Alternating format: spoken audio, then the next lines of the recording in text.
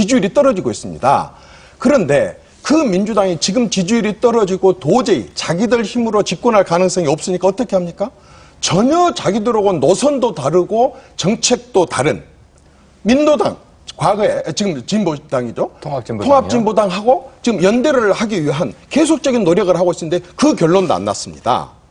그리고 더 나아가서 이제 또 외부 영입, 그게 끝나고 나면 그 다음에 외부 영입을 해오느냐 마느냐를 갖고 지금 당내에서도 의견 조율이 안 되고 있습니다. 그 사람들은 이 오픈 프라이머리를 하려고 하는 이유 중에 하나가 국민들로부터 외면당하고 있고 관심을 못 끌고 있고 당선 가능성이 없기 때문에 과도한 몸짓을 통해서 국민들의 관심을 끌려고 하는데 이렇게 지금 많은 과정을 남겨두고 있기 때문에 새누리당하고 한날 한시에 해서 같이 흥행에 성공하려고 하는 생각이 전혀 없을 뿐만 아니라 2단계, 3단계의 결론이 안 나고 있기 때문에 같이 하기는 대단히 어렵습니다. 그런데 그러면 합의해서 하면 되지 않느냐. 이거 한번 보세요.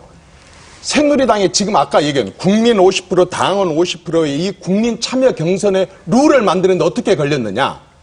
2007년도에 경선이 있는데 2년 전 충분한 시간을 갖고 2005년도 2월 달부터 2005년 11월 달까지 무려 9개월 동안 의원 연찬회를 3번씩이나 하고 전국의 공청회를 5번씩이나 하고 총 57차례의 굉장히 많은 토론과 국민 공감대 그리고 당원 공감대를 형성하기 위한 노력을 해가지고 만들었는데 그게 9개월이 걸렸단 말입니다. 그런데 지금 새누리당과 민주당이 이것을 서로 간의 당내의 그런 모든 것을 다 합의를 이루어 가지고 법을 만드는데 지금 선거가 6개월 남았습니다. 새누리당 당헌 만드는데도 9개월이 걸렸는데 대통령 선거까지 6개월밖에 안 남았다 그 말입니다. 그러면 이걸 언제 만들겠습니까? 우선 합의 안 된 사실을 아까처럼 뭐 가서 이렇게 따로따로 가면 된다. 이것은 처음부터 이 가정이 틀렸고요.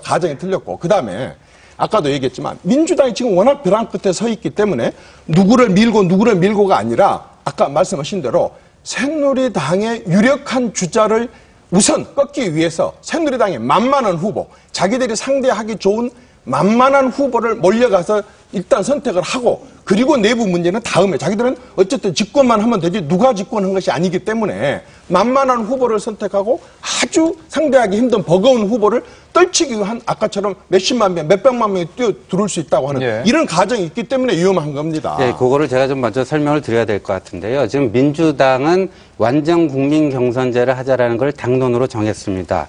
저희 새누리당은 아직 정하지 못하고 있습니다. 그리고 민주당은 이 완전 국민 경선제 실시를 위한 공직선거법 개정을 하자고 지금 새누리당에 제안을 했고요. 그 법안을 19대 국회의 1호 법안으로 하자는 제안까지 해놨습니다.